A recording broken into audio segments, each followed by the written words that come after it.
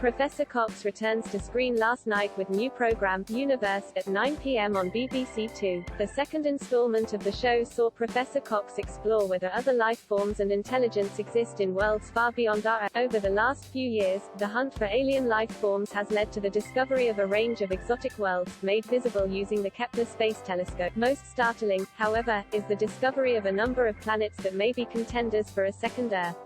Among them is the discovery of AK-2-186f, or as it is more glamorously dubbed, Super Earth, which exists in the Goldilocks zone, an area just the right distance from a sun to potentially support life. With over 2,800 exoplanets already confirmed by the Kepler telescope, Professor Cox laid out his own answer to the age-old scientific question, are we alone? Professor Cox propelled himself to national acclaim when he fronted BBC series, Wonders of the Universe, a decade ago. His growth in popularity has led the astrophysicist to befriend television stars and even rub shoulders with royalty.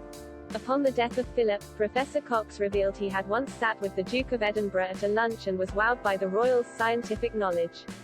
The pair had discussed cosmology and relativity, and Professor Cox was amazed by how knowledgeable and intelligent the Duke was. Professor Cox tweeted to his 3 million followers, "I sat next to Prince Philip at a lunch a few years ago and we discussed cosmology and relativity for the whole lunch. I hardly ate anything. He was fiercely intelligent, knowledgeable about the subject and endlessly curious. RIP." The scientist wrote the tweet on April 9, the day the Duke of Edinburgh has passed. The Queen's husband was the longest-serving consort in royal history, and died just months before his 100th birthday.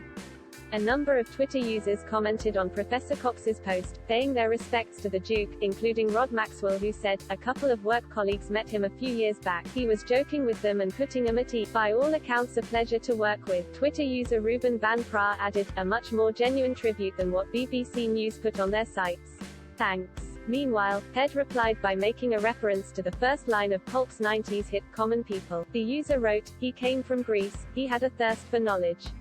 The physicist was responding to a tweet from artist Jonathan Yeo which said, "He was a hugely impressive man in person, whose public persona belied a fierce intelligence, quick humor and seemingly endless curiosity. Very happy memories of sittings at Buckingham Palace in 2006. Philip's passions drew him in 3 main directions, the environment, equestrian and the welfare of young people."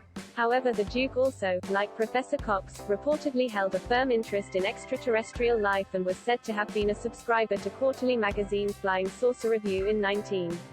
According to The Sun, the Duke first developed an interest in UFOs from his uncle, Lord Mountbatten, who had written an official report on a spaceship that had reportedly landed on his Hampshire estate in 19. The Metro also reported that Philip had given former assistant Sir Peter Horsley a carte blanche to collect stories about UFOs from the RAF. Watch Universe at 9 p.m. on BBC Two.